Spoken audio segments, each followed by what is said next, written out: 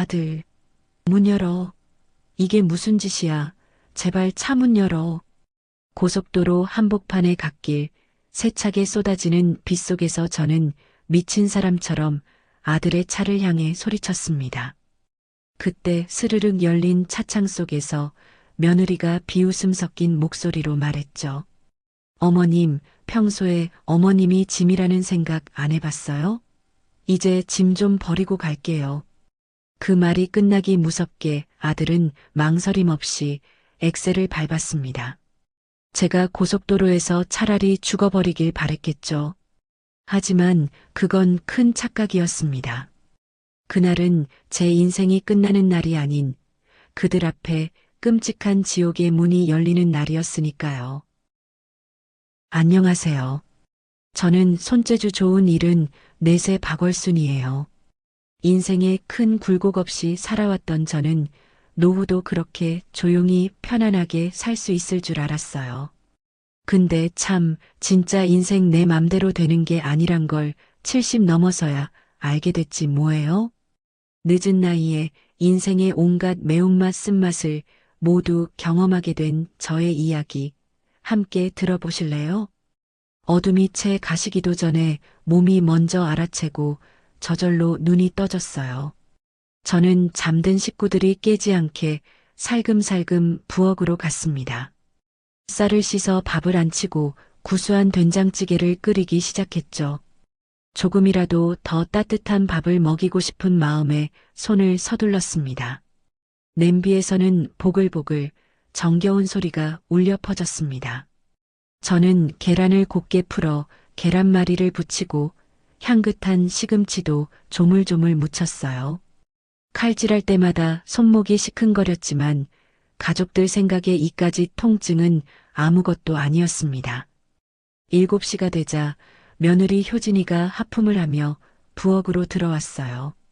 그리곤 식탁이 놓은 국그릇에 손가락을 넣어 맛보더군요.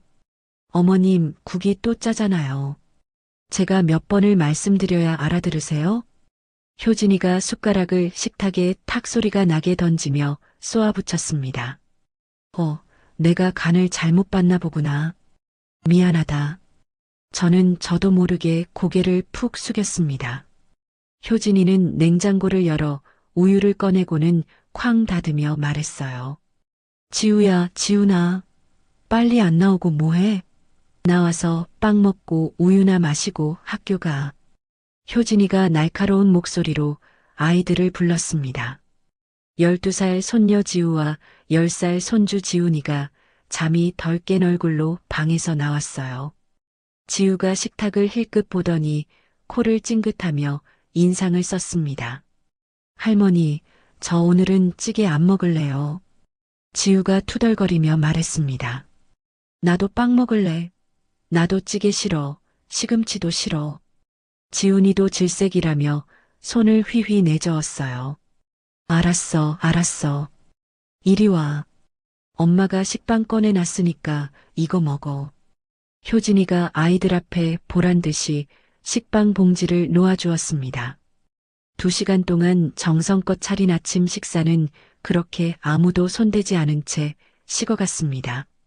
문득 5년 전 제가 평생 모은 2억을 전부 털어 이 집을 샀던 날이 떠올랐습니다. 아들 현수가 결혼하고 아이들 키우려면 번듯한 집 한 채는 있어야 한다고 했거든요. 그때는 정말 기뻤습니다. 제 손으로 아들 내외 보금자리를 마련해 줄 수 있다는 게 얼마나 뿌듯하고 행복했는지 몰라요. 하지만 그게 끝이 아니었죠. 3년 전에는 현수가 하던 사업이 그만 힘들어졌습니다. 빚이 무려 8천만 원이나 됐어요. 저는 그 돈마저 해결해 주느라 통장을 탈탈 털어야 했습니다. 이제 제게 남은 건 고작 30만 원이 전부였어요. 점심때가 되자 효진이가 팔짱을 낀 채 거실로 나왔습니다. 저는 허리를 두드리며 설거지를 하고 있었어요. 어머님, 오늘부터 어머님 짐은 거실로 빼세요. 효진이가 명령하듯 말했습니다. 거실에서 자라고? 네, 어머님 쓰시던 작은 방은 이제부터 지훈이 방으로 써야겠어요. 요즘 애들은 다들 자기만의 공간이 있어야 공부도 잘한다더라고요. 효진이가 당연하다는 듯 턱을 까딱이며 말했어요. 저는 가슴이 철렁 내려앉는 것 같았습니다. 하지만 아무 말도 할 수가 없었죠. 알았다. 저는 모기만 한 목소리로 겨우 대답했습니다. 그날 오후 저는 손을 덜덜 떨며 작은 방에서 제 옷가지와 낡은 이불을 꺼냈습니다. 거실 한쪽 구석에 이불을 펴고 몇 안 되는 옷가지를 정리했습니다. 눈물이 왈칵 쏟아질 것 같았지만 입술을 깨물며 꾹 참았습니다. 차가운 거실 바닥에 누워 천장을 바라보니 형광등 불빛이 유난히 눈에 따가웠습니다. 다음 날 아침도 지옥 같기는 마찬가지였어요. 저는 어김없이 아침밥을 짓고 있는데 부엌으로 들어온 효진이가 물을 마시며 툭 던지듯 말했어요. 어머님, 저희 친정 부모님은 요양원에 계시는데 그게 서로한테 얼마나 편하고 좋은지 몰라요. 효진이가 저를 보며 의미심장하게 빙긋 웃었습니다. 저는 등줄기에 찬물이 흐르는 것 같았어요. 혹시 저보고 이 집에서 나가라는 말인가 싶었죠. 하지만 갈 곳이 어디 있겠습니까? 돈 한 푼 없는 늙은이가 어디 발붙일 곳이나 있겠어요? 그래도 손주들 곁에 있는 게 낫다고 저는 스스로를 다독이고 또 다독였습니다. 토요일 아침이었습니다. 현수가 갑자기 거실로 나와 저를 불렀어요. 엄마, 오늘 우리 단풍 구경이나 갈까? 날씨도 좋은데 나들이 한번 하자. 현수가 차키를 흔들며 활짝 웃었습니다. 저는 제 귀를 의심했어요. 아들이 저를 데리고 나들이를 가자니 이게 얼마 만에 듣는 소리인지 몰랐습니다. 정말? 어머나 그래. 어디로 가는데? 저기 설악산 쪽으로 가려고. 지금 가면 단풍이 그렇게 예쁘다던데? 현수가 기분 좋게 말했어요. 저는 가슴이 쿵쾅쿵쾅 뛰기 시작했습니다. 오랜만에 온 가족이 함께 나들이를 가는 거잖아요. 그럼 내가 김밥이라도 좀 쌀까?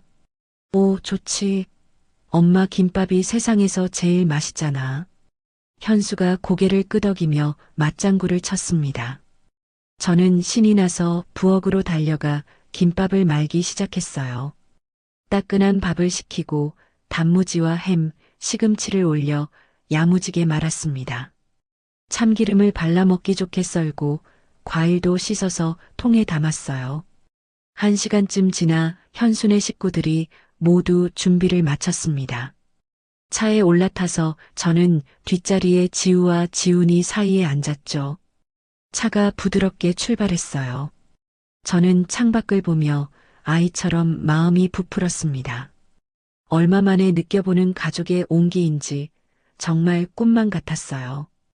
효진아, 오늘 날씨 정말 죽인다. 현수가 신나서 말했습니다. 그러게, 단풍 진짜 예쁘겠다. 효진이가 휴대전화에서 눈을 떼지 않은 채 건성으로 대답했어요. 지우와 지훈이는 귀에 이어폰을 꽂고 각자 휴대전화만 들여다볼 뿐이었죠. 저는 아이들에게 말을 걸어볼까 망설이다가 그냥 입을 다물었어요. 혹시나 애들이 귀찮아할까봐 겁이 났거든요. 고속도로에 진입했습니다. 차창 밖으로 울긋불긋한 산들이 그림처럼 지나갔어요. 1시간쯤 달렸을까요? 갑자기 장대비가 마구 쏟아지기 시작했습니다. 그때 현수가 갑자기 차속도를 줄이기 시작했습니다. 이상하다. 타이어에서 소리가 나는 것 같은데? 현수가 핸들을 꽉 쥐며 인상을 썼습니다. 무슨 소리? 효진이가 고개를 돌리며 물었어요. 잠깐만 갓길에 세워봐야겠어. 현수가 차를 조심스럽게 갓길로 몰았습니다. 차를 세운 현수는 뒤를 돌아보며 저를 보고 말했습니다. 엄마, 잠깐만 내려 계셔. 사람이 많이 타서 그런가? 타이어에 무리가 갔나 봐. 나보고 밖에 서 있으라고? 밖에 이렇게나 비가 많이 오는데? 응, 잠깐만. 금방 확인하고 다시 태울게. 현수가 서둘러 차 문을 열었습니다. 저는 영문도 모른 채 차에서 내렸어요. 그런데 타이어를 확인하겠다던 현수가 갑자기 트렁크를 열었습니다. 그리고 제 손가방을 꺼내더니 갓길 바닥에 툭 던졌습니다. 아니, 현수야, 이게 뭐 하는 거니? 제가 어리둥절해서 현수를 쳐다보는 순간이었어요. 그때 조수석 창문이 스르륵 내려갔습니다. 효진이가 창밖으로 고개를 내밀었어요. 어머님, 이제 저희도 좀 살아야죠. 어머님이 짐이라는 생각 안 해보셨어요? 효진이가 얼음장처럼 차가운 목소리로 말했습니다. 뭐라고? 저는 제 귀를 의심하며 되묻자 효진이는 대답 없이 스르륵 창문을 올렸습니다. 현수는 급하게 운전석으로 돌아가 문을 쾅 닫았어요. 현수야, 문 열어. 이게 무슨 짓이야, 현수야. 저는 미친 사람처럼 차를 향해 소리쳤습니다. 그런데 차는 서서히 움직이기 시작했어요. 저는 비틀거리며 차를 쫓아갔습니다. 엄마 여기 있다. 현수야, 엄마 좀 태워줘. 하지만 차는 속도를 내더니 그대로 달려갔고 빗속으로 까맣게 점이 되어 사라졌습니다. 저는 그 자리에 우두커니 멈춰 섰어요. 빗물인지 눈물인지 모를 것이 얼굴을 타고 하염없이 흘러내렸습니다. 지나가는 차들은 시끄럽게 경적을 울려댔어요. 빵빵, 빵빵. 저는 다리에 힘이 풀려 그 자리에 제 손가방을 부서져라 껴안고 그대로 주저앉고 말았습니다. 비는 점점 더 세차게 제 몸 위로 쏟아졌습니다. 얼마나 지났을까요? 차 한 대가 제 앞에 멈춰 섰습니다. 고속도로 순찰차였어요. 할머니, 괜찮으세요? 젊은 경찰관이 차에서 내려 저에게 다가왔습니다. 할머니, 여기에 이러고 계시면 위험합니다. 우선 일어나세요. 그가 제 팔을 잡아 일으켜 세운 후에야 흐릿했던 정신이 조금 드는 것 같았어요. 하지만 아직도 믿을 수가 없었습니다. 제가 정말 제 자식들한테 버려진 건가요? 김민호 경이라는 이름표를 단 경찰관은 저를 순찰차에 태웠습니다. 차 안에 들어서자 따뜻한 히터 바람이 얼굴에 닿으면서 그제야 제가 얼마나 추위에 떨고 있었는지 깨달았죠. 할머니, 일단 가까운 휴게소로 가서 몸부터 좀 녹이시죠. 김경희가 부드러운 목소리로 저를 안심시키며 핸들을 잡았습니다. 네. 저는 떨리는 목소리로 겨우 대답했습니다. 그렇게 10분쯤 달렸을까요? 김경희는 저를 휴게소 식당으로 데리고 가 의자에 앉혔습니다. 여기 앉으세요, 할머니. 따뜻한 거라도 드셔야 정신을 차리실 겁니다. 잠시 후 김경희가 김이 모락모락 나는 차를 종이컵에 담아 가져왔습니다. 저는 얼어붙은 두 손으로 컵을 감싸 쥐었어요. 따뜻한 온기가 손바닥을 타고 온몸으로 퍼져나가는 것 같았습니다. 할머니, 대체 무슨 일이 있으셨던 겁니까? 괜찮으시다면 천천히 말씀해 보세요. 김경희가 맞은편에 앉아 걱정스러운 눈으로 물었습니다. 제 아들과 며느리가 저를 거기에 버리고 갔어요. 결국 참았던 눈물이 터져 나왔습니다. 아드님하고 며느님이요? 그게 무슨 말씀이세요? 단풍 구경 가자고 해서 신나게 따라 나섰는데 갑자기 고속도로 한복판에 차를 세우고 저를 내리라고 하더군요. 그러고는 그냥 가버렸어요. 휙 하고. 저는 더 이상 말을 잇지 못하고 입술만 파르르 떨었습니다. 김경희의 얼굴이 순식간에 굳어졌어요. 아드님 연락처는 알고 계십니까? 네, 알아요. 여기. 저는 품속 주머니에서 휴대폰을 꺼내 아들 전화번호를 찾았습니다.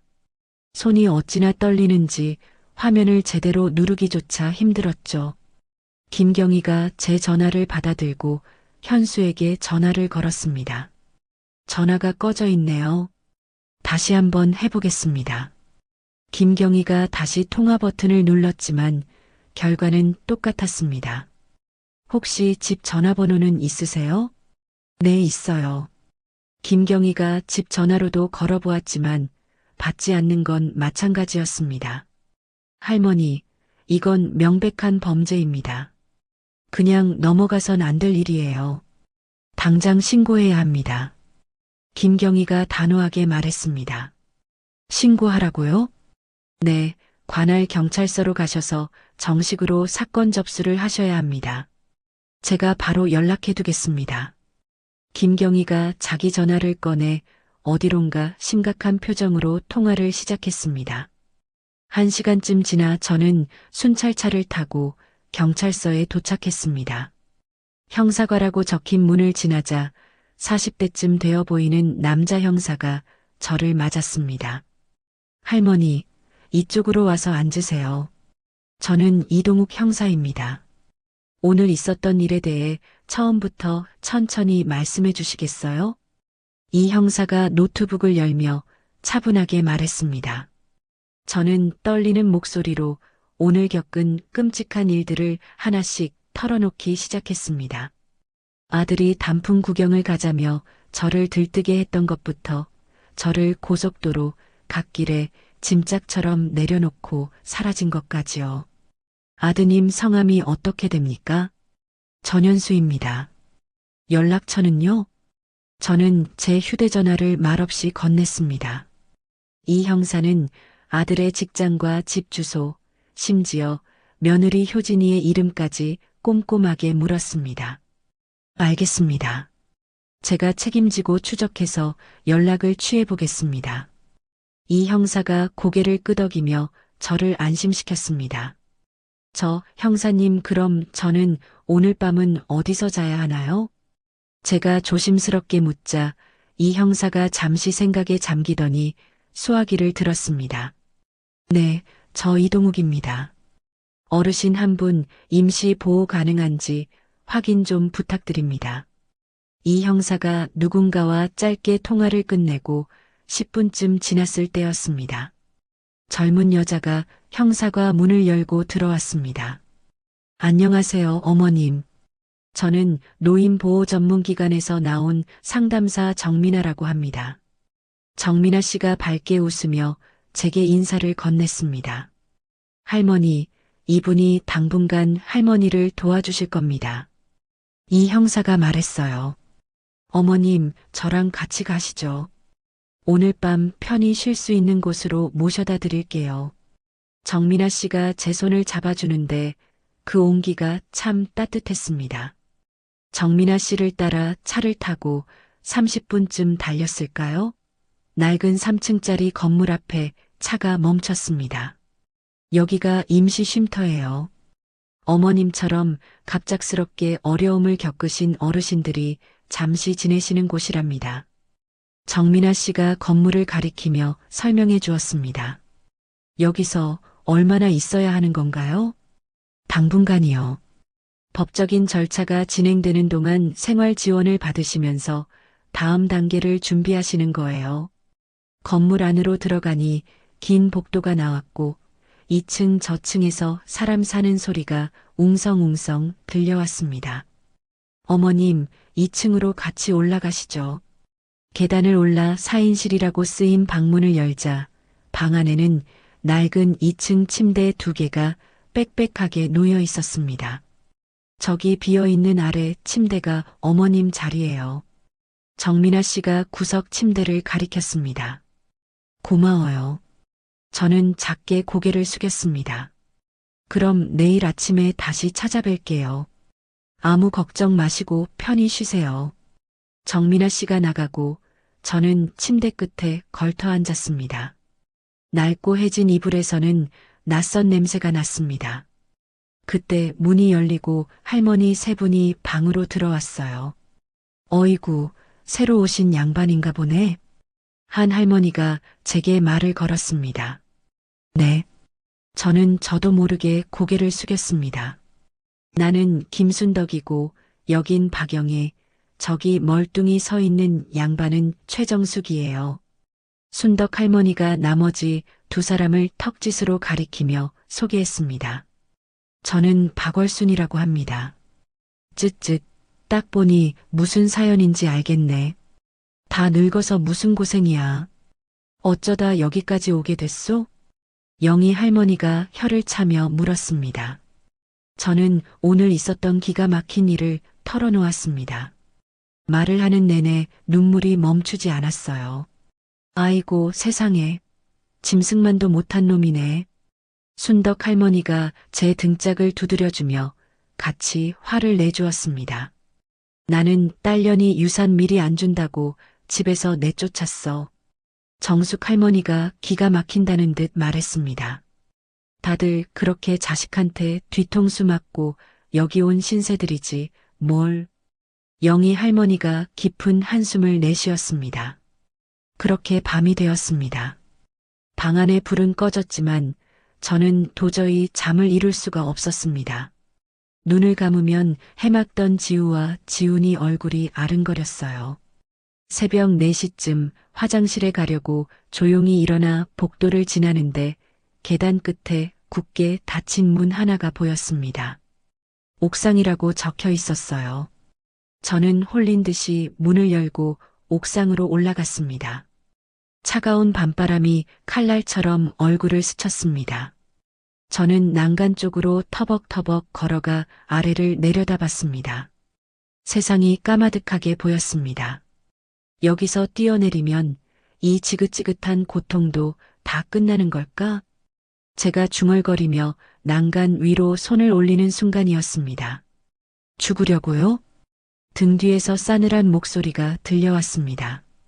저는 심장이 멎는 듯 깜짝 놀라 뒤를 돌아봤어요.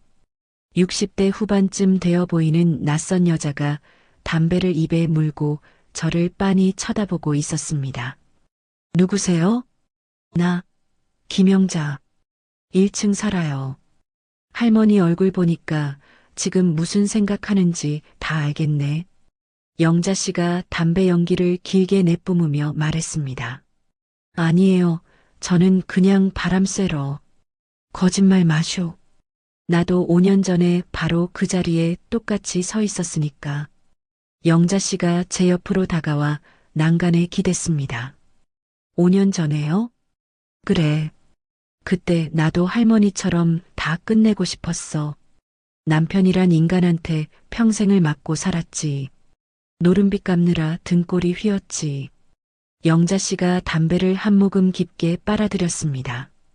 그런데 어떻게 그 인간이 병으로 죽었어. 지긋지긋한 지옥에서 드디어 해방이다 싶었지. 근데 자식들이 그러대. 왜 아버지 노름을 말리지 않았냐고. 엄마도 공범이라고. 그래서 다 연 끊고 여기로 들어왔어. 영자 씨의 목소리가 낮게 가라앉았습니다. 저는 아무 말도 할 수가 없었어요. 그때 여기 서서 딱 죽으려고 했는데 문득 억울한 생각이 드는 거야. 죽는 건 나중에도 할 수 있는데 왜 지금 죽어? 이렇게 개죽음 당할 수는 없다. 한번 살아보자. 오기가 생기더라고. 영자 씨가 저를 똑바로 쳐다보며 말했습니다. 할머니, 죽는 건 나중에도 할 수 있어. 그러니까 일단 나랑 같이 살아봅시다. 응? 영자 씨가 제 어깨에 툭 하고 손을 얹었습니다. 며칠이 지났습니다. 어느 날 오후 이 형사가 쉼터를 찾아왔어요. 할머니, 아드님께 계속 연락했는데 전화를 받지 않습니다. 이 형사가 난처한 표정으로 말했습니다. 집에는 가보셨어요? 네, 가봤습니다. 그런데 이미 이사를 간 것 같습니다. 이웃 사람들 말로는 사흘 전에 야반도주하듯 짐을 싸서 나갔다고 합니다. 뭐라고요? 이사를 갔다니요? 저는 믿을 수가 없었습니다. 그리고 할머니, 마음 단단히 먹고 들으셔야 합니다. 한 가지 더 확인한 게 있습니다. 이 형사가 누런 서류 봉투를 꺼냈습니다.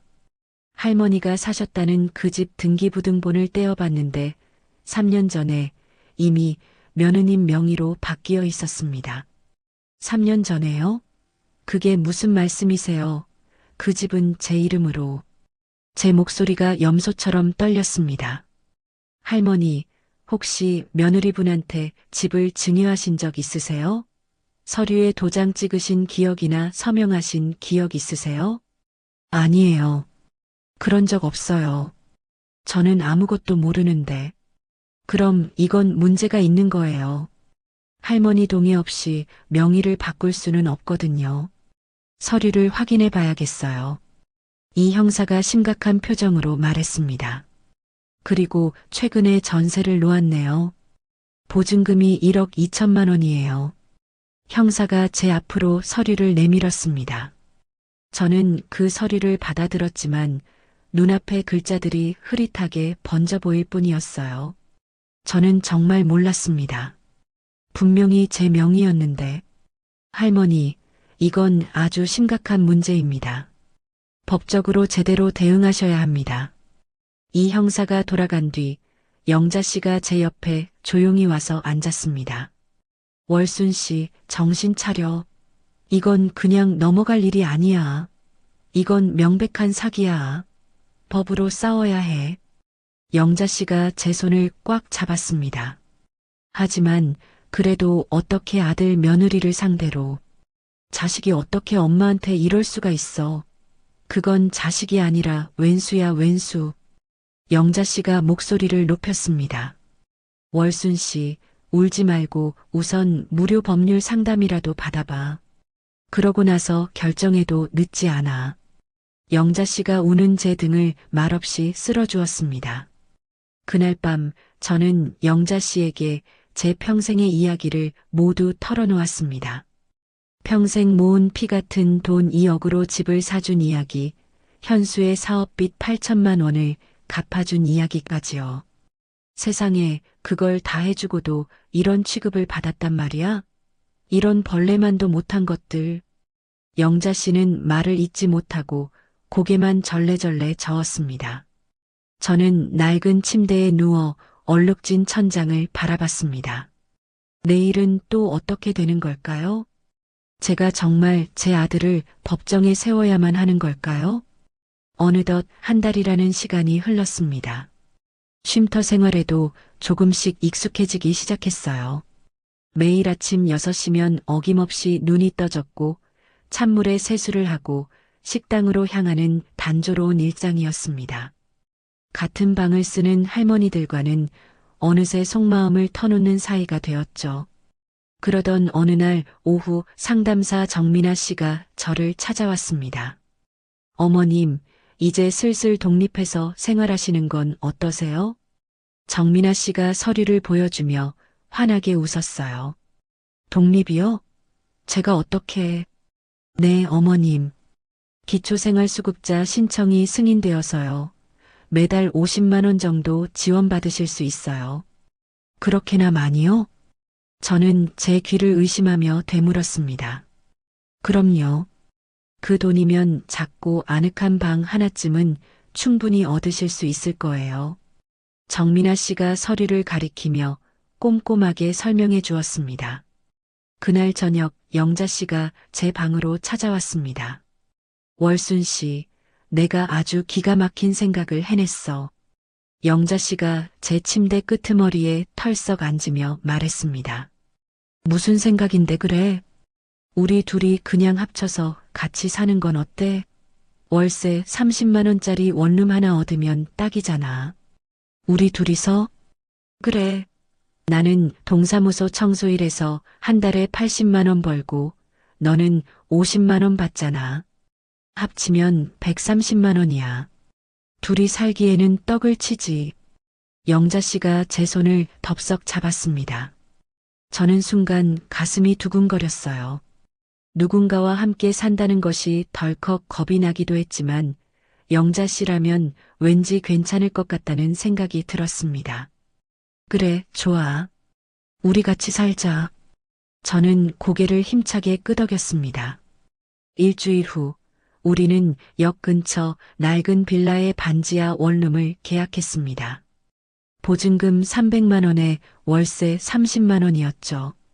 보증금은 쉼터에서 무이자로 지원해주기로 했어요. 이사하는 날 쉼터에서는 쓰던 중고 냉장고와 세탁기를 내주었고 주민센터에서는 쌀과 이불을 지원해 주었습니다. 이제 여기가 우리 집이야, 월순 씨. 텅 빈 방을 둘러보며 영자 씨가 감격에 젖어 말했습니다. 응, 진짜 우리 집이 생겼어.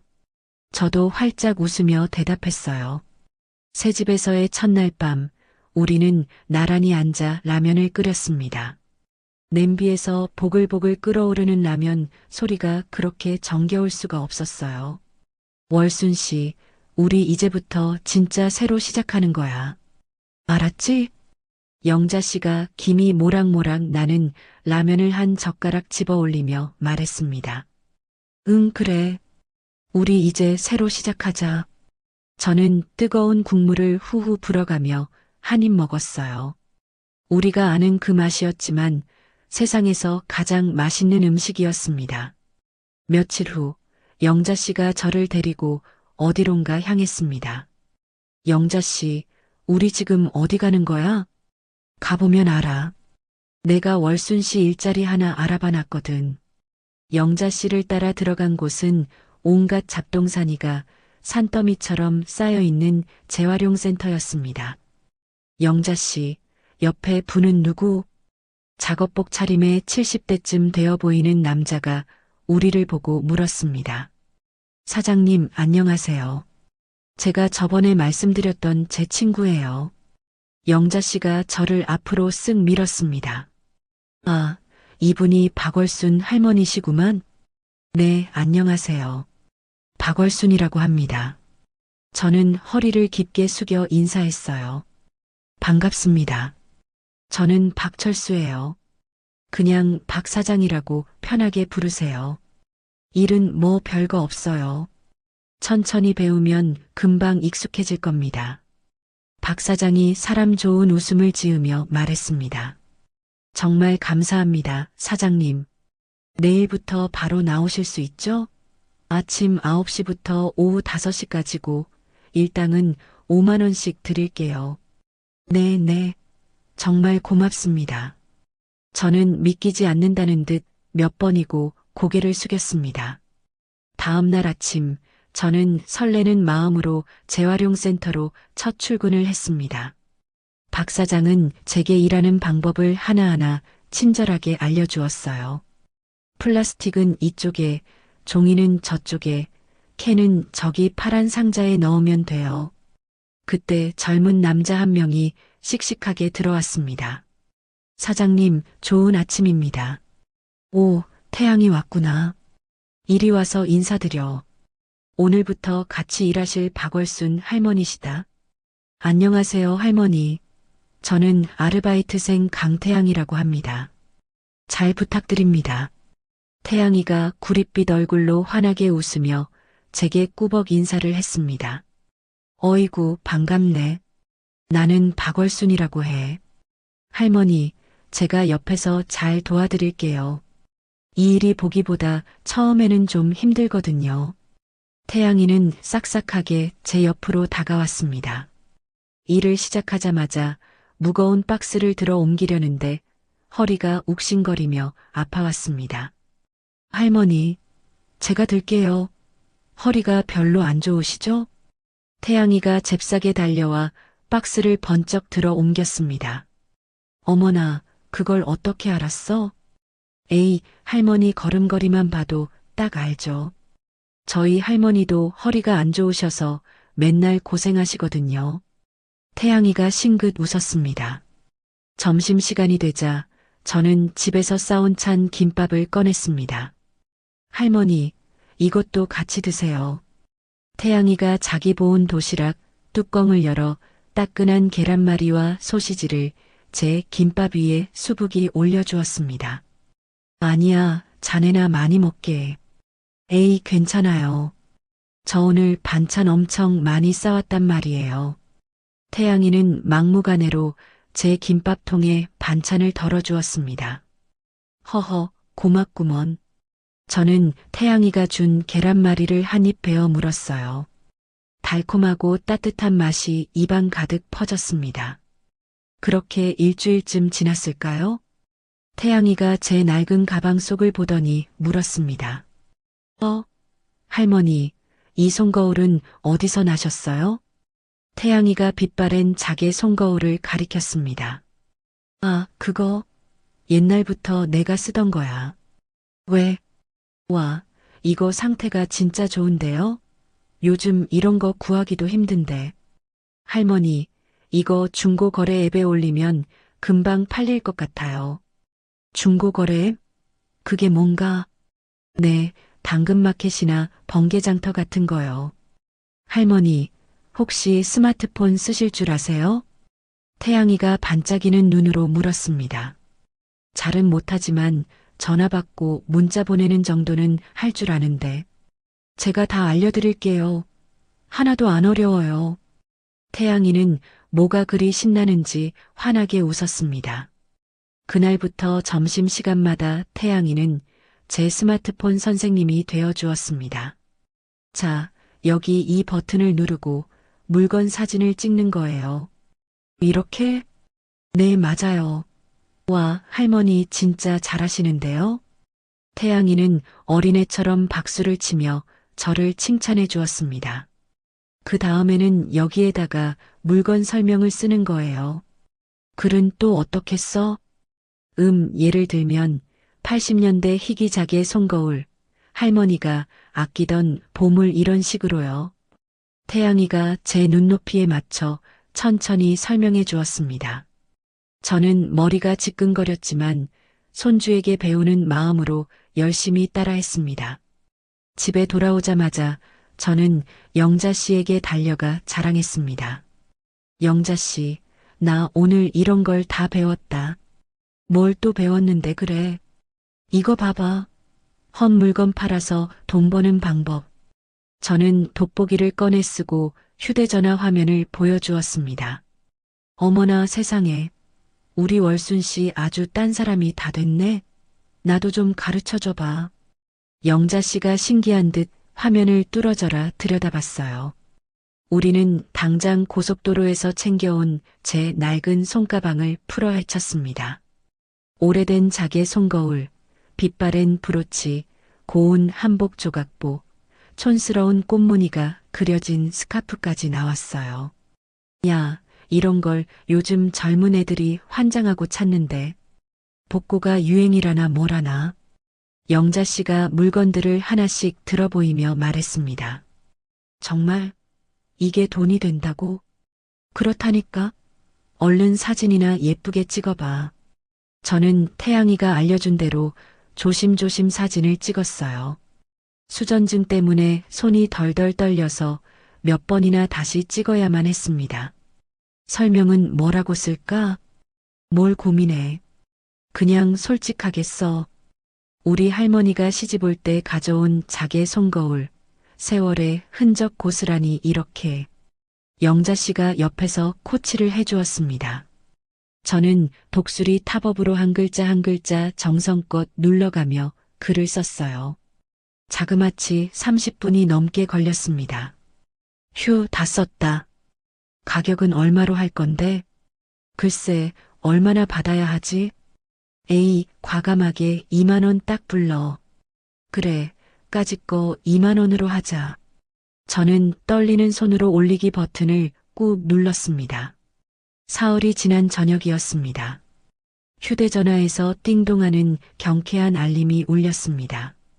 영자 씨, 이게 무슨 소리야? 어디 좀 봐봐.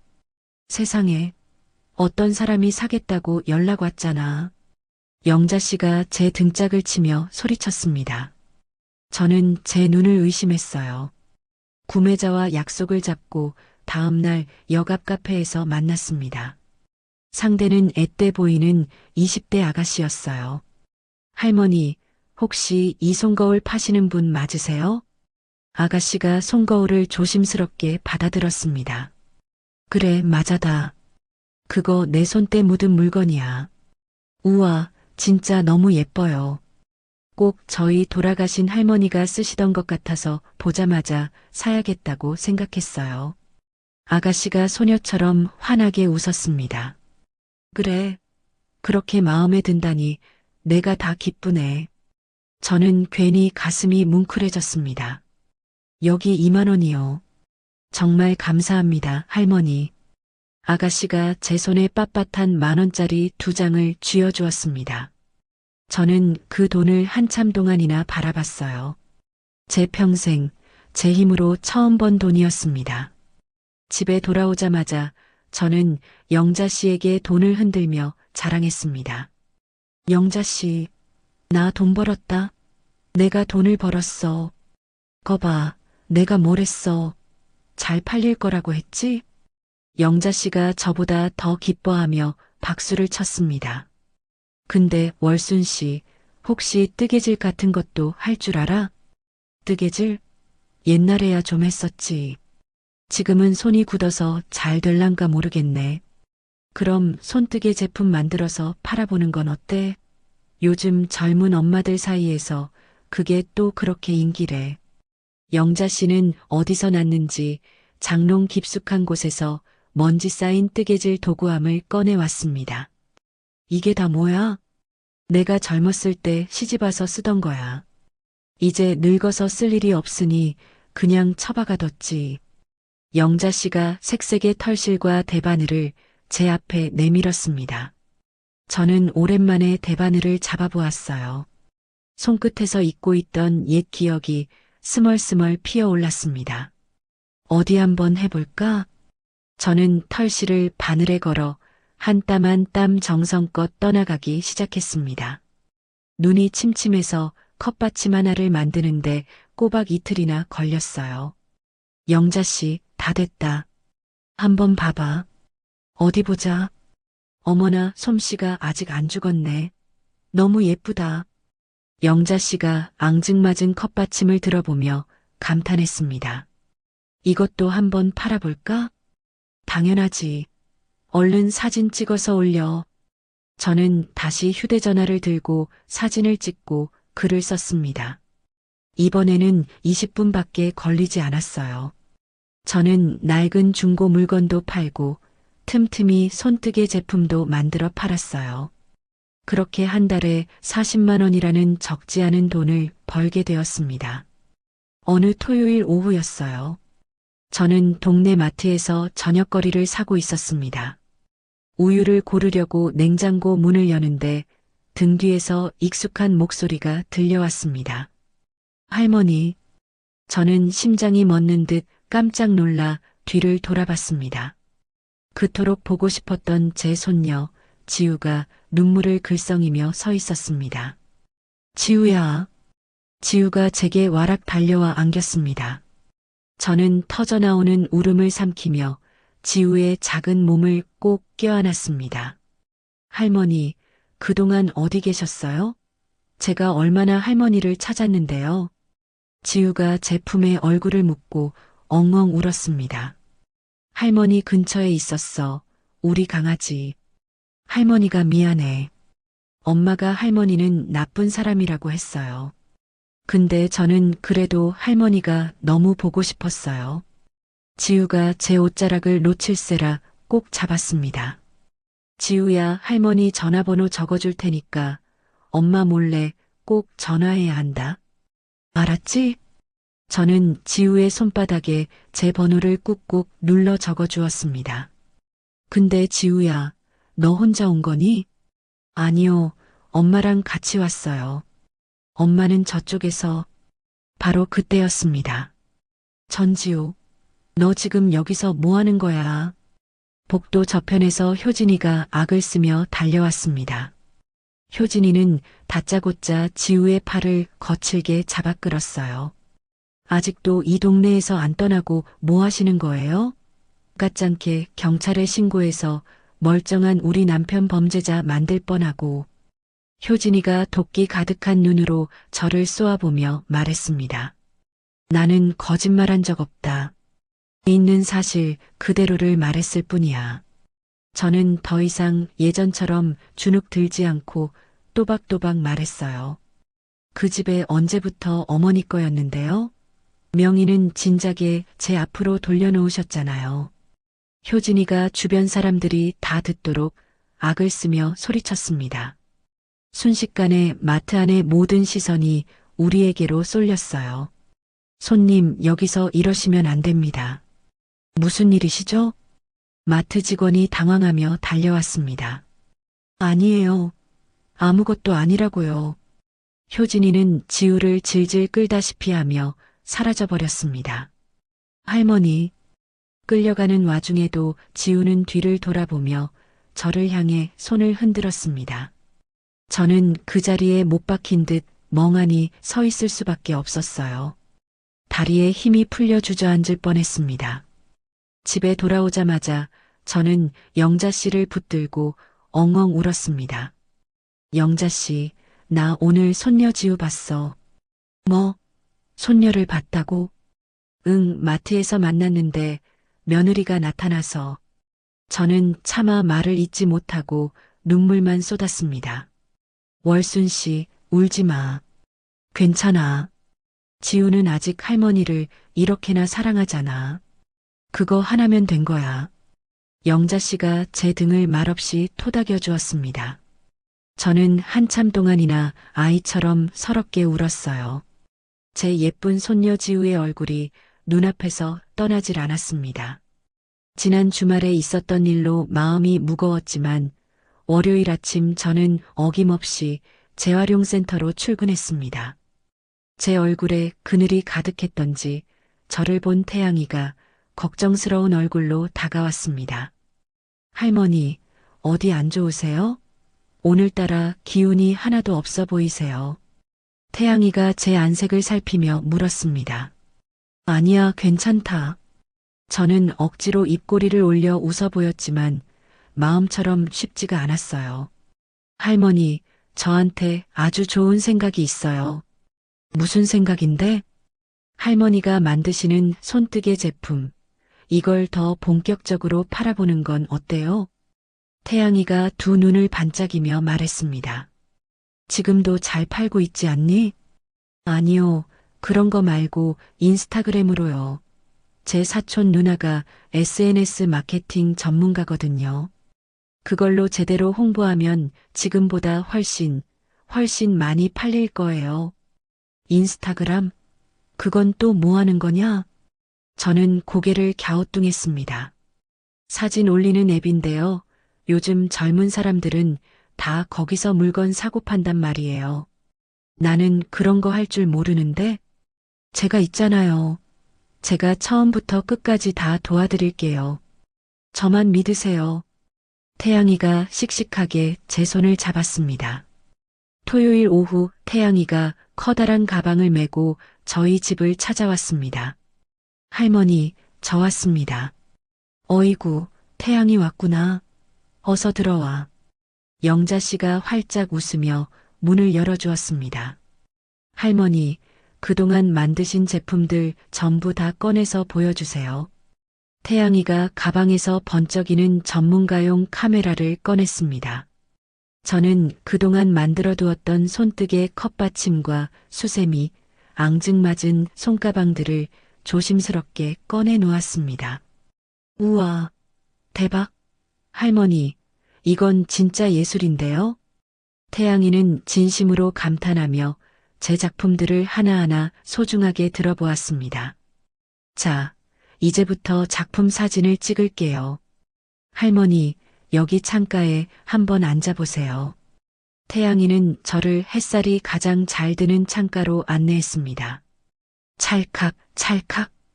태양이는 여러 각도에서 정성껏 사진을 찍었습니다. 좋아요. 이제 계정을 만들어 볼게요. 태양이가 휴대전화를 꺼내 빠른 속도로 화면을 눌렀습니다.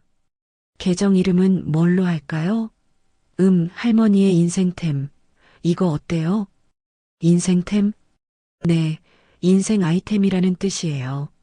할머니의 인생이 담긴 특별한 물건들이잖아요.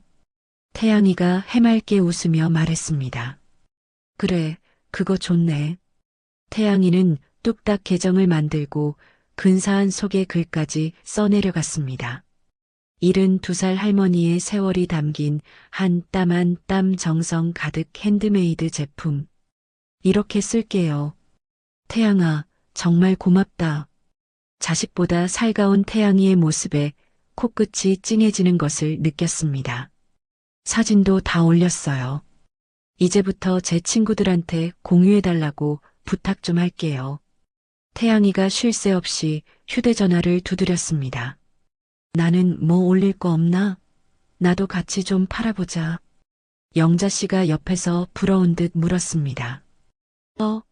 영자 할머니도 뭐 만드시는 거 있으세요? 그럼 나는 저 수세미 열매로 천연 수세미를 만들지. 아주 끝내준다고. 오, 그것도 완전 좋은데요? 그것도 같이 찍어서 올려요.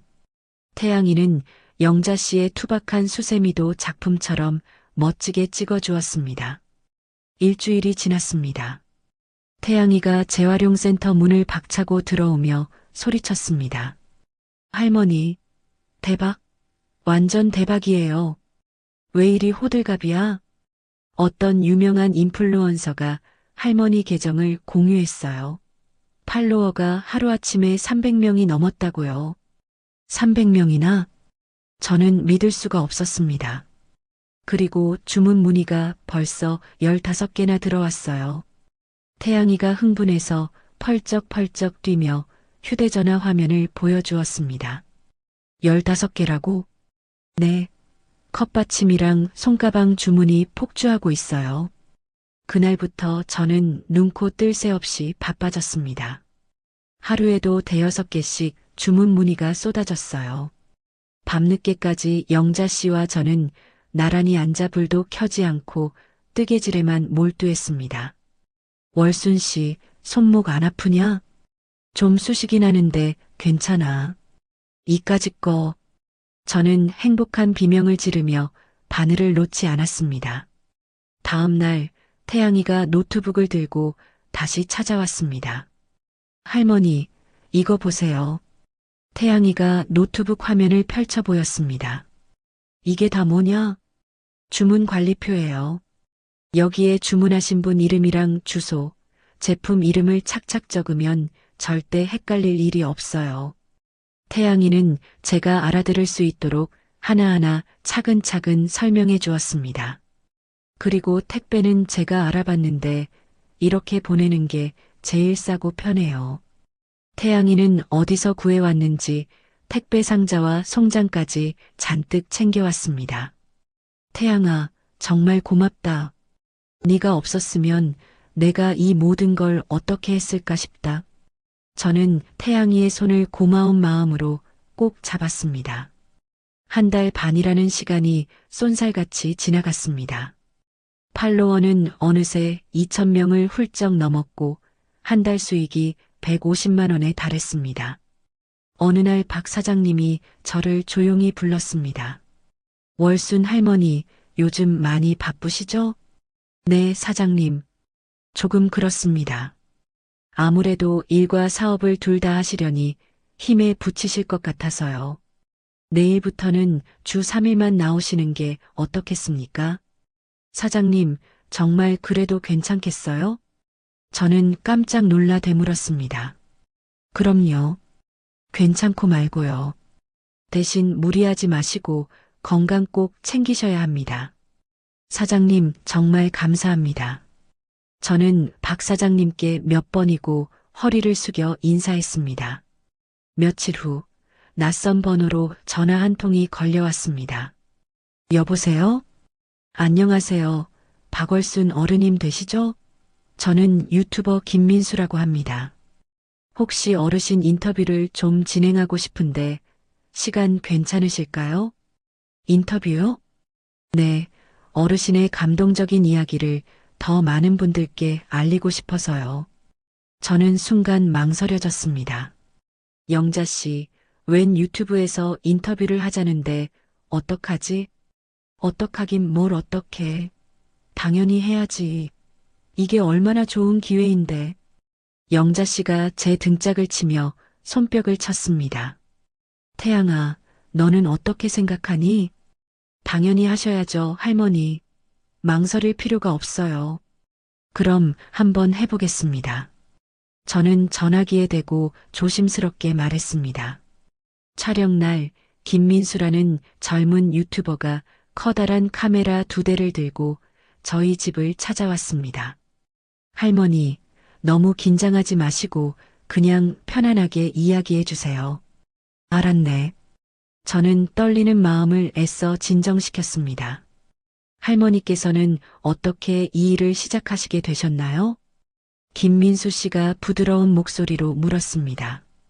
저는 고속도로 갓길에 버려졌던 그날부터 쉼터에서 영자 씨를 만난 일, 재활용센터에서 태양이를 만나 손뜨개 사업을 시작하게 된 이야기까지 제 인생을 차근차근 털어놓았습니다. 이야기를 듣는 내내 김민수 씨의 눈이 붉게 충혈되었습니다. 할머니, 오늘 정말 귀한 말씀 감사합니다. 어르신처럼 어려움을 겪는 분들에게 우리 사회가 더 많은 관심을 가져야 한다고 생각합니다. 정말 감동받았습니다.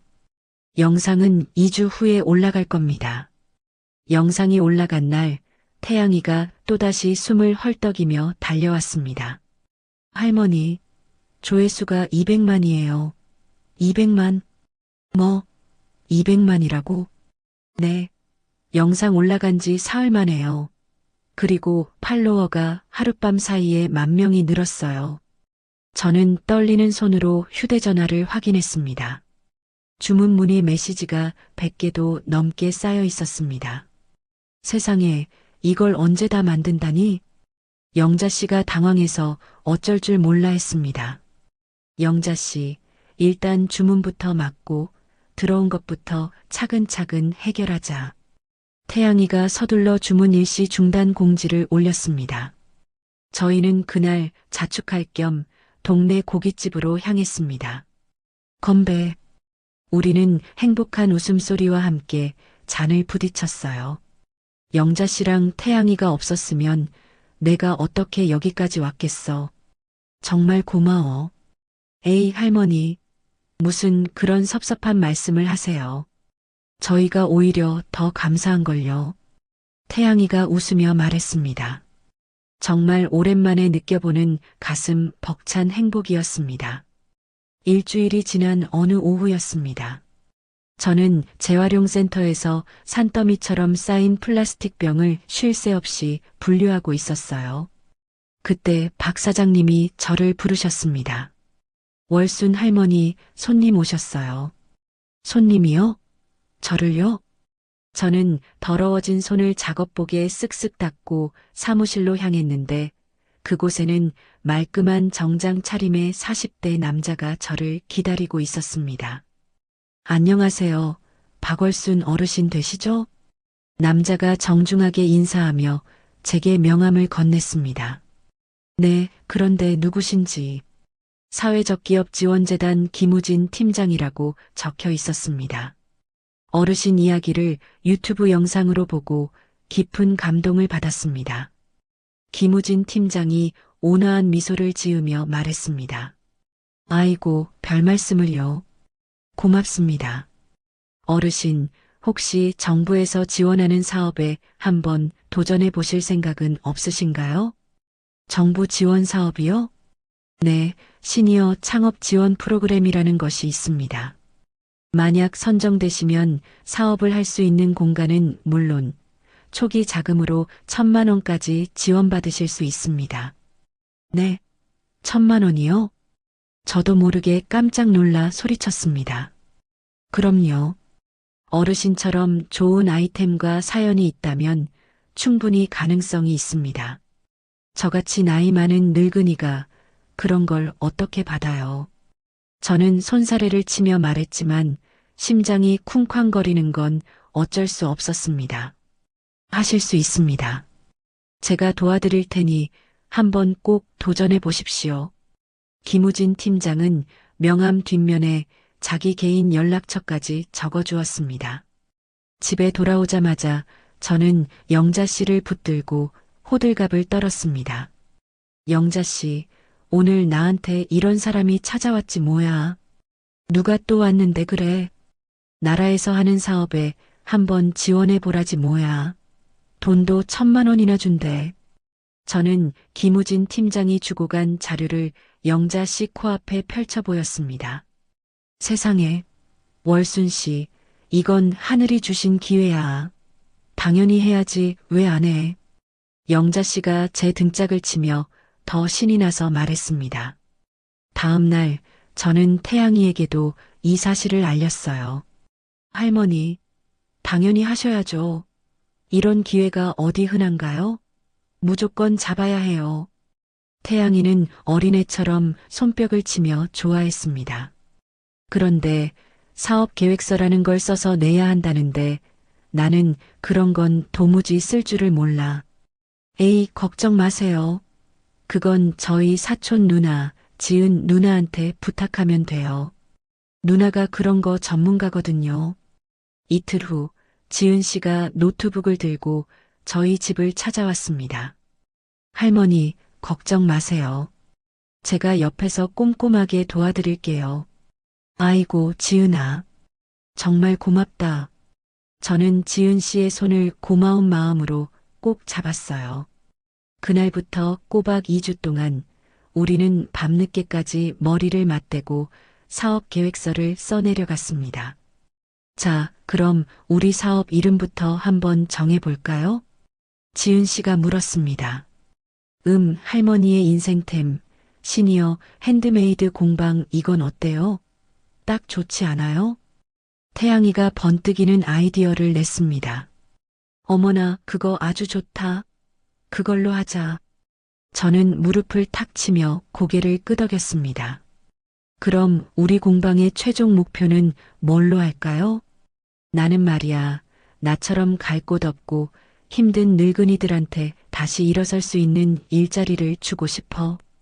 다 같이 모여서 웃고 떠들면서 뭔가 만들 수 있는 그런 사랑방 같은 공간을 만들고 싶다. 저는 제 마음속 깊은 곳에 있던 진심을 털어놓았습니다. 알겠습니다, 할머니. 정말 멋진 목표예요. 제가 근사하게 정리해서 써볼게요. 지은 씨가 제 말을 받아 적으며 노트북 자판을 힘차게 두드렸습니다. 마침내 우리의 꿈이 담긴 사업 계획서가 완성되었고 저는 떨리는 손으로 지원서를 제출했습니다. 피가 마르는 한 달이 지났습니다. 어느 날 오후 그토록 기다리던 전화가 울렸어요. 여보세요? 박월순 어르신 되시죠? 사회적기업 지원재단입니다. 네, 맞습니다. 1차 서류 심사에 통과하셨습니다. 진심으로 축하드립니다. 정말요? 제가요? 합격했다고요? 저는 저도 모르게 비명을 질렀습니다. 2차 면접 심사가 2주 후에 있을 예정입니다. 자세한 날짜는 문자로 다시 안내해 드리겠습니다. 네, 감사합니다. 정말 감사합니다. 저는 전화를 끊자마자 영자 씨에게 달려갔어요. 영자 씨, 1차 통과했대. 진짜야? 어머나 세상에. 우리는 어린아이처럼 서로를 부둥켜 안고 펄쩍펄쩍 뛰었습니다. 그날부터 2주 동안 저는 지은 씨의 혹독한 지도 아래 면접 준비에 매달렸습니다. 할머니, 목소리는 더 크게, 허리는 꼿꼿하게, 자신감을 가지셔야 해요. 알았다, 알았어. 저는 거울을 보며 수백 번도 넘게 발표 연습을 했습니다. 드디어 면접 날이 밝았습니다. 저는 장롱에서 가장 깨끗한 옷을 꺼내 입었고 영자 씨는 제 머리를 정성껏 빗겨주었습니다. 월순 씨, 기죽지 말고 잘하고 와. 응, 걱정 마. 다녀올게. 면접장에 들어서자 5명의 심사위원이 저를 날카로운 눈으로 쳐다보고 있었습니다. 박월순 어르신, 자리에 앉으시죠. 가운데 앉은 남자가 딱딱한 목소리로 말했습니다. 네. 저는 뻣뻣하게 굳은 채로 의자에 앉았어요. 다리가 사시나무처럼 떨렸습니다. 그럼 지금부터 사업 계획 발표를 시작해 주십시오. 저는 크게 심호흡을 한번 하고 준비한 말들을 천천히 내뱉기 시작했습니다. 제 이름은 박월순, 나이는 72입니다. 저는 불과 1년 전 하나뿐인 아들에게 버림받았습니다. 캄캄한 고속도로 갓길에 저 혼자 덩그러니 남겨졌었죠. 제 목소리가 파르르 떨려왔습니다. 하지만 저는 포기하지 않았습니다. 좋은 사람들을 만나 다시 일어섰고 손뜨개질을 배워 지금은 제 이름을 건 작은 사업을 하고 있습니다. 심사위원들이 조용히 고개를 끄덕였습니다. 이제는 저처럼 고통받는 다른 어르신들을 돕고 싶습니다. 함께 모여 웃고 떠들며 일할 수 있는 따뜻한 공방을 만들어 그분들에게 새로운 희망을 선물하고 싶습니다. 준비한 말을 모두 마치자 오른쪽에 앉은 여자가 손을 들었습니다. 좋은 발표 잘 들었습니다. 그런데 한 가지만 묻겠습니다. 연세가 적지 않으신데 이 사업을 과연 끝까지 책임지고 이끌어갈 수 있다고 생각하십니까? 송곳처럼 날카로운 질문이었습니다. 저는 잠시 숨을 골랐습니다. 저는 지난 72년을 살아온 세월보다 제게 남겨진 앞으로의 날들이 훨씬 더 소중하다고 생각합니다. 제게 하루하루는 기적이고 선물입니다. 그래서 누구보다 더 열심히 절실하게 이 일을 해낼 자신이 있습니다. 제 목소리는 그 어느 때보다 단호했습니다. 심사위원들이 서로 눈빛을 교환하더군요. 알겠습니다. 수고하셨습니다. 저는 허리를 깊게 숙여 인사하고 면접장을 빠져나왔습니다. 일주일이 지났습니다. 저는 하루에도 수십 번씩 휴대전화만 들여다보며 피를 말렸습니다. 월순 씨, 너무 마음 졸이지 마. 좋은 소식이 올 거야. 영자 씨가 제 어깨를 다독였습니다.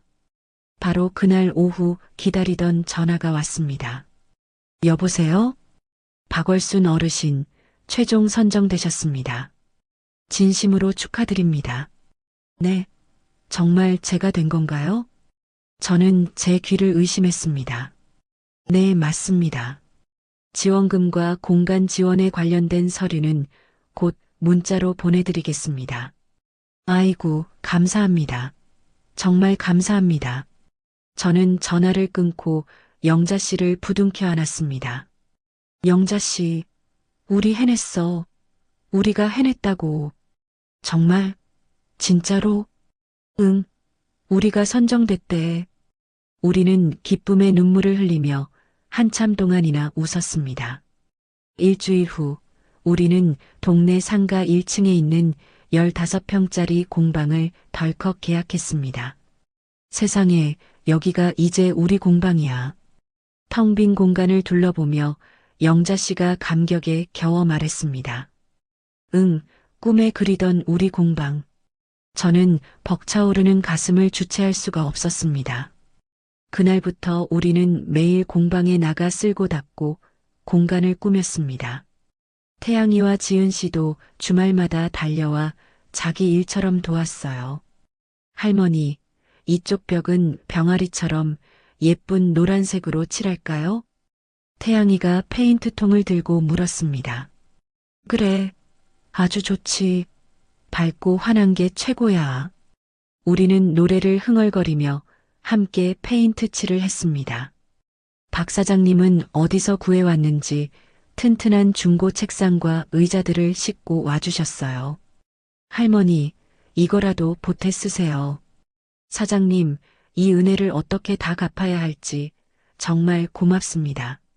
저는 울컥해서 눈물이 날 것만 같았습니다. 소문이 퍼졌는지 지역 신문사에서 기자가 찾아와 인터뷰를 요청했습니다. 며칠 후 신문에 제 이야기가 실리자 동네 사람들이 하나둘 공방에 관심을 보이기 시작했어요. 드디어 대망의 개업일이 찾아왔습니다. 우리는 가게 앞에 작은 현수막을 걸고 조촐한 테이프 커팅식을 열었어요. 동네 어르신들을 포함해 30명이나 되는 분들이 찾아와 우리의 시작을 축하해 주었습니다. 어머, 할머니 솜씨가 보통이 아니네. 나도 이런 거 한번 배워보고 싶다. 70대 할머니 한 분이 부러운 눈으로 제게 말했습니다. 그러세요?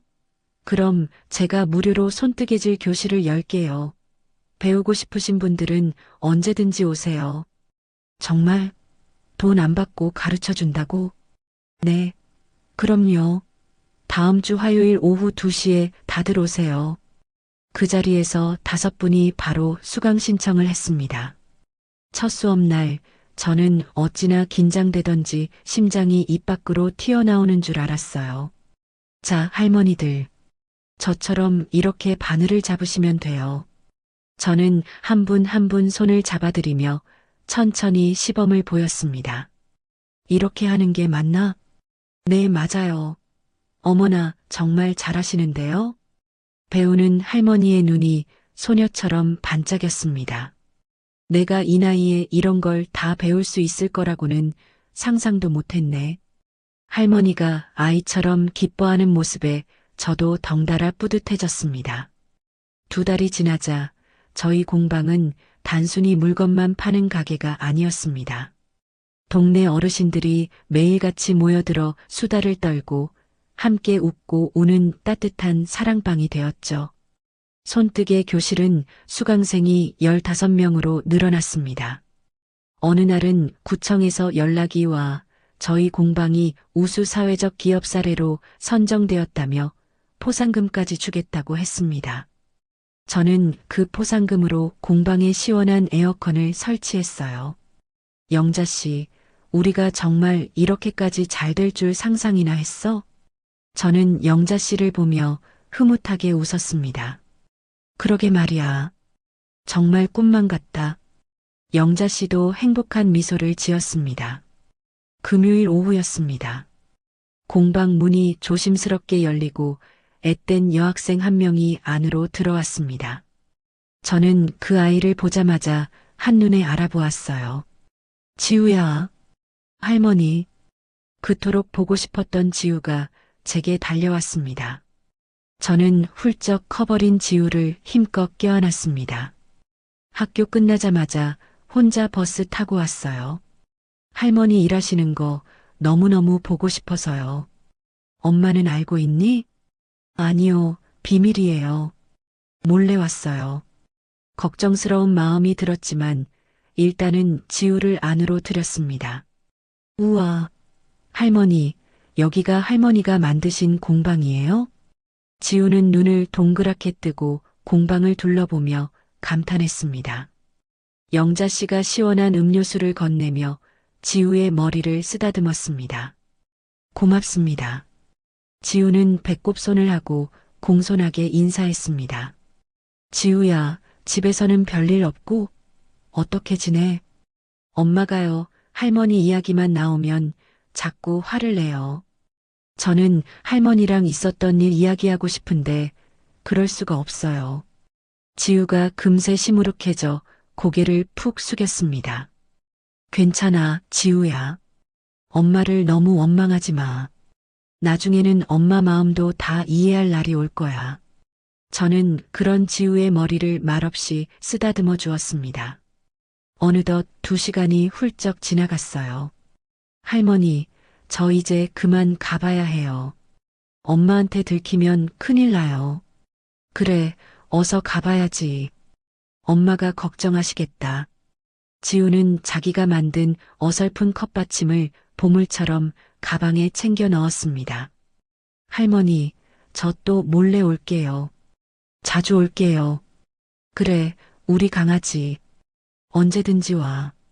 저는 마지막으로 지우를 힘껏 안아주었습니다. 지우가 문을 나서고 저는 문 밖까지 따라 나가 보이지 않을 때까지 손을 흔들었습니다. 그날 저녁 저는 영자 씨에게 말했습니다. 지우가 나를 잊지 않고 이렇게 찾아와 준 것만으로도 너무 고맙고 행복해. 그럼 암만. 피는 물보다 진한 법이야. 손녀가 할머니를 얼마나 사랑하는데. 영자 씨가 제 손을 따뜻하게 잡아주었습니다. 저는 창밖의 깜깜한 밤하늘을 바라봤습니다. 언젠가는 우리 지우와 다시 한 집에서 살 수 있는 날이 오겠죠? 저는 그날이 오기만을 조용히 그리고 간절히 바랐습니다. 공방 운영이 넉 달째로 접어들었습니다. 통장을 확인한 저는 제 눈을 의심했습니다. 무려 850만 원이라는 제 평생 만져본 적도 없는 큰 돈이 찍혀 있었으니까요. 그날 밤 9시 하루를 마무리하고 공방 문을 닫으려는데 밖에서 인기척이 들렸습니다. 문을 열자 아들 현수와 며느리 효진이가 그림자처럼 서 있었습니다. 저는 그 자리에 얼어붙었어요. 숨이 턱 막히는 것 같았습니다. 엄마. 현수가 저를 보자마자 털썩하고 무릎을 꿇었습니다. 엄마, 제가 죽일 놈이에요. 굵은 눈물방울이 현수의 뺨을 타고 뚝뚝 떨어졌습니다. 어머님, 정말 죄송합니다. 그때는 저희가 제정신이 아니었어요. 효진이도 금방이라도 울 것처럼 고개를 푹 숙였습니다. 아무 말도 나오지 않았고 심장도 제멋대로 쿵쾅거렸습니다. 일단 안으로 들어오너라. 저는 떨리는 목소리로 겨우 말했습니다. 두 사람이 공방 안으로 들어서자 현수는 감탄사를 터뜨리며 주변을 휘휘 둘러보았습니다. 엄마, 텔레비전에서 봤어요. 엄마가 이렇게 대단한 일을 하고 계신 줄은 꿈에도 몰랐어요. 그래서 찾아온 게냐? 저는 일부러 얼음장처럼 차갑게 물었습니다. 엄마, 저희가 얼마나 큰 죄를 지었는지 이제야 뼈저리게 깨달았습니다. 정말 잘못했어요. 현수가 다시 한번 바닥에 머리를 조아렸습니다. 그런데 현수의 눈동자가 자꾸만 계산대 쪽으로 향하는 것을 제가 놓치지 않았습니다. 그곳에는 제가 매일 정리해두는 매출 장부가 놓여 있었죠. 어머님, 지우가 밤마다 할머니 꿈을 꾼대요. 할머니가 너무 보고 싶다고 매일 울어요. 효진이가 제 옆으로 다가와 슬그머니 입을 열었습니다. 우리 지우를 팔아서라도 용서받고 싶은 게냐? 제 목소리가 저도 모르게 떨려 나왔습니다. 아니에요, 어머님. 정말 염치 없지만 다시 가족으로 받아주시면 안 될까요? 효진이가 애원하며 제 손을 잡았습니다. 너희 그 말이 진심이냐? 정말로 반성하고 있는 거냐고 물었다. 저는 두 사람의 눈을 똑바로 쳐다봤습니다. 엄마, 제발 저희한테 다시 한 번만 기회를 주세요. 네. 현수가 제 손을 간절하게 붙잡았습니다. 제 마음이 속절없이 흔들리고 말았습니다. 그래도 핏줄인데 내 배 아파 낳은 자식인데 정말로 뉘우치고 있는 것 같은데. 어머님, 사실은요. 저희 지금 길거리에 나앉게 생겼어요. 전세금까지 사업에 밀어넣었다가 그만 다 날리고 말았어요. 뭐라고? 엄마 곁에서 죽은 듯이 일만 할게요. 공방 일도 돕고 엄마가 시키는 건 뭐든지 다 할게요. 제발 저희 좀 걷어주세요. 현수가 거의 울부짖듯 말했습니다. 바로 그때 공방 문이 벌컥 열렸습니다. 영자였습니다. 영자는 현수와 효진이를 보자마자 그 자리에 우뚝 멈춰 섰습니다. 월순 씨, 이분들 누구야? 영자 씨, 내 아들이랑 며느리야. 뭐, 이런 배은망덕한 것들이 여길 어디라고 찾아와? 당장 꺼지지 못해? 저는 영자 씨를 말리며 아이들에게 말했습니다. 오늘은 이만 돌아가거라. 나도 생각할 시간이 필요하니. 저는 현수 부부에게 말했습니다. 네, 엄마. 그럼 연락 기다리겠습니다. 현수가 냉큼 일어나 공방을 나섰습니다.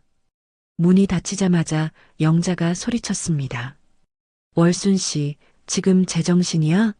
저것들 눈 안 보여? 저건 악어의 눈물이야, 악어의 눈물. 통장에 돈 쌓인 거 알고 찾아온 거잖아. 정신 차려야 해. 영자가 답답하다는 듯 제 어깨를 잡고 흔들었습니다. 그래도 내 자식인데 이번에는 정말로 뉘우치는 것 같았단 말이야. 제 머릿속이 터질 것처럼 복잡했습니다. 정신 똑바로 차려. 너를 그 캄캄한 고속도로에 아예 죽어버리라고 내다버린 인간들이야. 벌써 잊었어? 영자의 목소리가 원망으로 떨렸습니다. 저는 그날 밤 한숨도 잠을 이루지 못했습니다. 다음 날 저는 태양이에게 지난밤의 일을 털어놓았습니다. 할머니, 제발 조심하세요. 만약에 다시 만나시더라도 꼭 여기 공방처럼 사람들이 많은 데서만 만나셔야 해요. 아셨죠? 태양이가 걱정스러운 얼굴로 제게 신신당부를 했습니다. 일주일이 지나고 현수가 또다시 공방에 나타났습니다. 엄마, 제가 얼마나 진심인지 지금부터 제 행동으로 증명해 보일게요. 그걸 어떻게 증명할 건데? 제가 공방 일을 돕겠습니다. 허드렛 일부터 뭐든지 다 시켜만 주세요. 현수가 제 앞에 허리를 굽혔습니다. 저는 한참을 고민했습니다. 일주일이다. 딱 일주일만 시험 삼아 해보거라. 네, 감사합니다, 엄마. 정말 감사합니다. 현수가 세상을 다 얻은 것처럼 환하게 웃었습니다. 그날부터 현수는 매일 공방으로 출근했습니다. 무거운 박스를 번쩍번쩍 나르고 구석구석 묵은 먼지까지 쓸고 닦았죠. 효진이도 이틀에 한 번씩 들러 설거지와 굳은 일을 도맡아 했습니다. 월순 씨, 조심해. 저것들 다 연기하는 거야. 영자가 매일같이 제게 경고했지만 제 마음속 얼음장 같던 벽은 조금씩 허물어지고 있었습니다. 그렇게 2주가 지났습니다. 현수가 저를 조심스럽게 불렀습니다. 엄마, 드릴 말씀이 있는데. 또 무슨 일이냐? 제가 정말 기가 막힌 사업 아이템을 하나 찾았습니다. 이걸로 다시 한번 제대로 일어서고 싶어요. 현수가 가방에서 서류 뭉치를 꺼냈습니다. 또 사업이라고? 아니에요, 엄마. 이번에는 정말 달라요. 제 친구 놈이 온라인 쇼핑몰을 크게 하는데 거기에 같이 투자하면 석 달 뒤에 투자금의 2배를 돌려받을 수 있대요. 2배? 네. 이건 정말 확실한 정보예요, 엄마. 이번엔 진짜 대박 기회라고요. 현수의 눈이 탐욕으로 번들거렸습니다. 그래서 투자금이 얼마나 필요한데? 딱 500만 원만 있으면 시작할 수 있어요. 500만 원이라고? 저는 기가 막혀 헛웃음이 나왔습니다. 네, 엄마한테는 큰 돈인 거 알아요. 하지만 이번 기회만 잡으면 저희 정말 사람답게 살 수 있어요. 현수가 제 손을 덥석 잡았습니다. 생각 좀 해보마. 저는 냉정하게 서류를 밀어냈습니다. 엄마는 아직도 이 아들을 못 믿으시는군요. 현수가 금방이라도 올 것처럼 실망한 표정을 지었습니다. 이번 기회 놓치면 정말 평생 후회하실 텐데. 현수는 땅이 꺼져라 한숨을 쉬었습니다. 그날 저녁 영자가 또다시 불같이 화를 냈습니다. 그거 100% 사기야. 네 돈 500만 원 가로채려는 수작이라고. 나도 알아. 알긴 뭘 알아. 절대 그 돈 줘서는 안 돼. 알았어? 영자가 제발 정신 좀 차리라며 신신당부했습니다. 머릿속에서는 영자의 말이 옳다고 천둥처럼 울리는데 제 심장은 자꾸만 아들 쪽으로 기울었습니다. 며칠 후 효진이가 지우와 지훈이를 데리고 공방에 나타났습니다. 할머니, 지우가 제품으로 와락 달려들었습니다. 할머니, 너무너무 보고 싶었어요. 어느새 훌쩍 큰 지훈이도 수줍게 제게 안겼습니다. 그래, 우리 강아지들. 할머니도 정말 보고 싶었어. 저는 두 아이를 눈물겹게 껴안았습니다. 우리는 근처 식당으로 향했어요. 얼마 만에 손주들과 함께 먹는 저녁밥인지 꿈만 같았습니다. 할머니, 이거 드셔보세요. 진짜 맛있어요. 지우가 제 밥그릇 위에 반찬을 살포시 올려주었습니다. 저는 끝내 눈물이 터지는 것을 참을 수가 없었어요.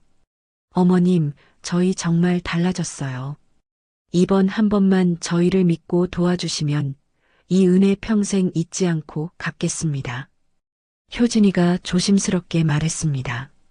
할머니, 우리 언제 다시 같이 살 수 있는 거예요? 지우가 제 손을 꼭 잡으며 맑은 눈으로 물었습니다. 저는 아무 대답도 할 수가 없었습니다.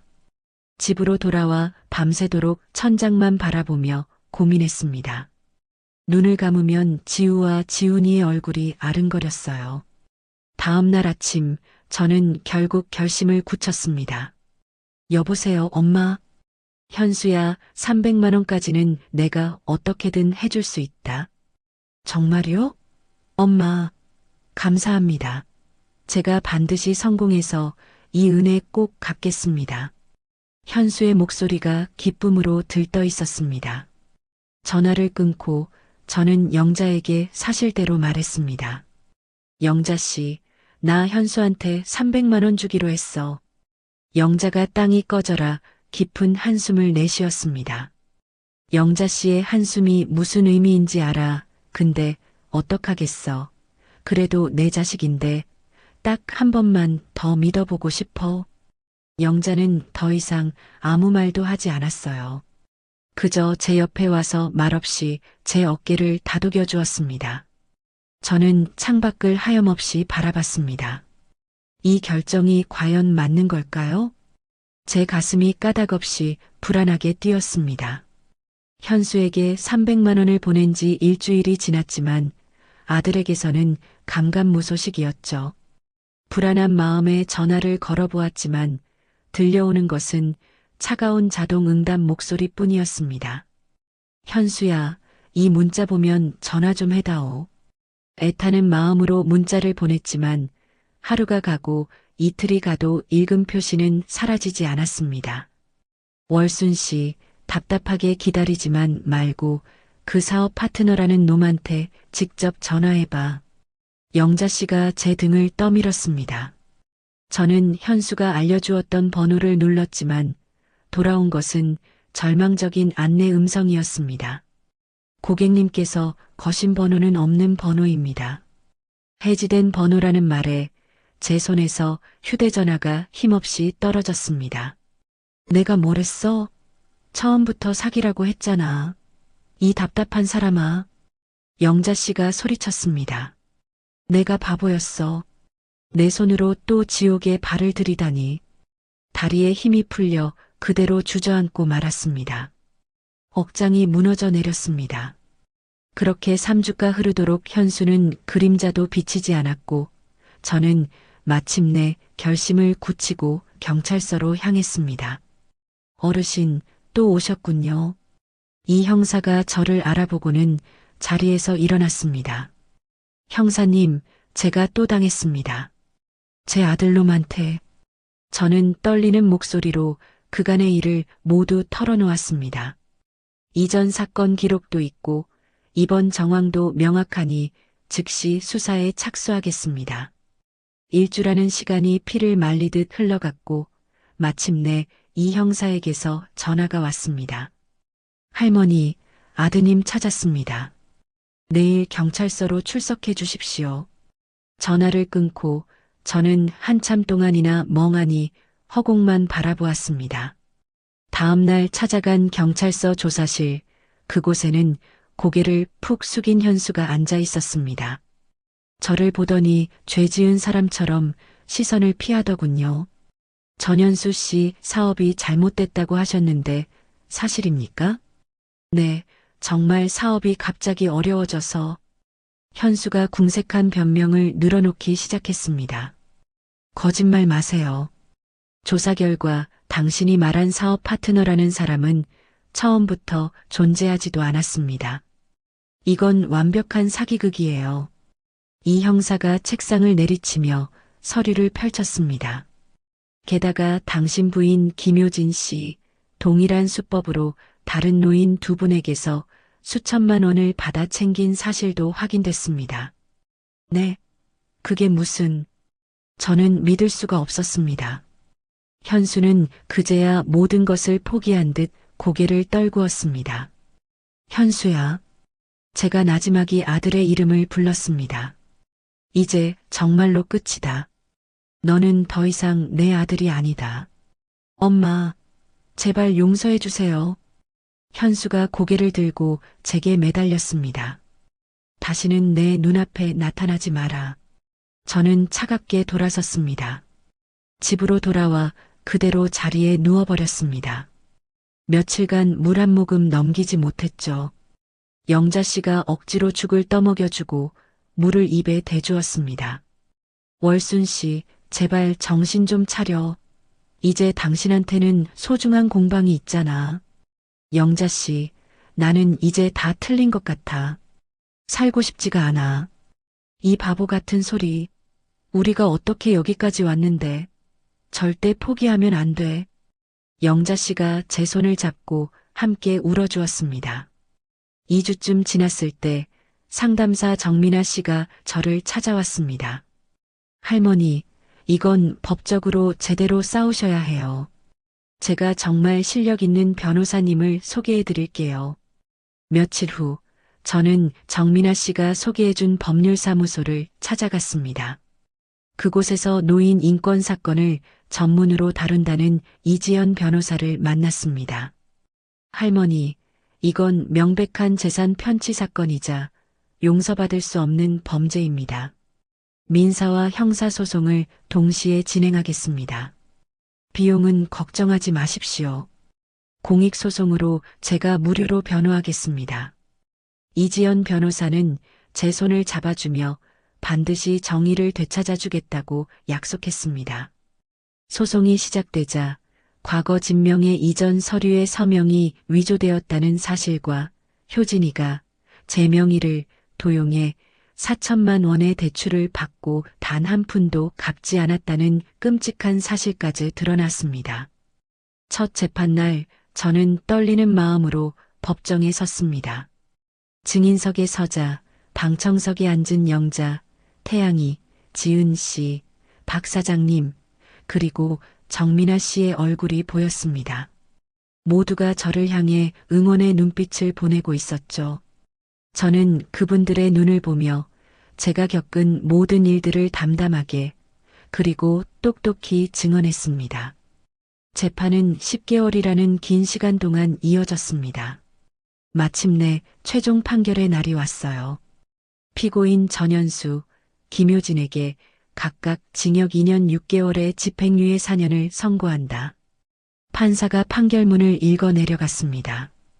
또한 피해자 박월순에게 피해액과 위자료를 포함한 총 5,200만 원을 배상하고 위조된 서류로 이전된 부동산의 소유권을 즉시 원고에게 반환하라. 그 순간 제 눈에서 뜨거운 눈물이 흘러내렸습니다. 영자 씨가 제 손을 말없이 꽉 잡아주었습니다. 저는 더 이상 아들 내외를 돌아보지 않고 법정을 빠져나왔습니다. 2달 후 저는 되찾은 집을 팔았습니다. 그리고 그 돈으로 공방 근처에 더 넓은 상가를 얻었죠. 새로운 공방은 작업 공간과 클래스 공간, 그리고 작은 카페까지 갖춘 멋진 곳으로 다시 태어났습니다. 개업식 날 100명이 넘는 분들이 찾아와 저의 새로운 시작을 축하해 주었습니다. 신문사와 방송국에서도 취재를 나왔어요. 72세의 제 인생은 끝난 줄로만 알았습니다. 하지만 아니었습니다. 오히려 진짜 인생은 이제부터 새로 시작입니다. 카메라 앞에서 저는 환하게 웃었습니다. 개업식이 끝나고 정신없는 와중에 태양이가 커다란 화환을 가리켰습니다. 보낸 사람은 고속도로 순찰대 김경이었습니다. 저를 처음 구해준 바로 그분이었죠. 저는 곧바로 김경희님에게 전화를 걸어 진심으로 감사 인사를 전했습니다. 전화를 끊고 공방을 둘러보았습니다. 그곳에는 영자, 태양이, 지은 씨를 비롯한 제 소중한 사람들이 환한 웃음으로 가득했습니다. 이들이 바로 하늘이 제게 보내주신 새로운 가족이었습니다. 저는 저희 공방 간판을 올려다봤습니다. 할머니의 인생템. 네, 그렇습니다. 이곳은 제 인생 최고의 선물이었습니다. 저는 정말로 새로운 인생을 살고 있었습니다. 여러분, 제 이야기 어떠셨나요? 72살 고속도로 갓길에 버림받았을 때 저는 모든 게 끝났다고 생각했습니다. 하지만 그건 끝이 아니라 새로운 시작이었어요. 세상에는 아직 따뜻한 사람들이 많습니다. 저를 구해준 김경희님, 함께 살아보자고 손 내밀어준 영자, 세상을 가르쳐준 태양이, 제 이야기를 세상에 알려준 지은이까지요. 나이는 숫자에 불과합니다. 70살에도 80살에도 새로운 꿈을 꿀 수 있어요. 포기하지 않으면 기적은 일어납니다. 여러분도 힘든 시간을 겪고 계신가요? 그럼 저를 기억해 주세요. 오늘이 끝이 아니라 내일의 시작일 수 있습니다. 이야기를 끝까지 들어주신 분이 계시다면 잘 들었다고 댓글 하나만 남겨주세요. 감사합니다.